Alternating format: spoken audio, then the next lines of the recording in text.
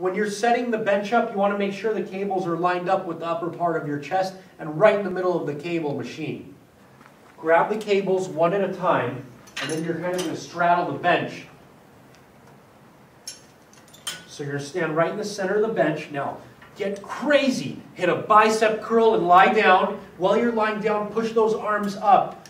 Beautiful. Tuck your shoulders down. You're going to come down to 90-degree angle. Right there. Elbows lined up with the shoulders. Wrists straight. You're going to blow out on the way up. Squeeze that chest. Keep it above the upper part of your chest, so about 2 inches above the nipple, more or less.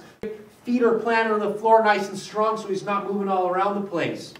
Look at his elbows, how it's lined up with the upper chest as well. He's not moving the elbows back or forward. It's perfectly right above that upper chest.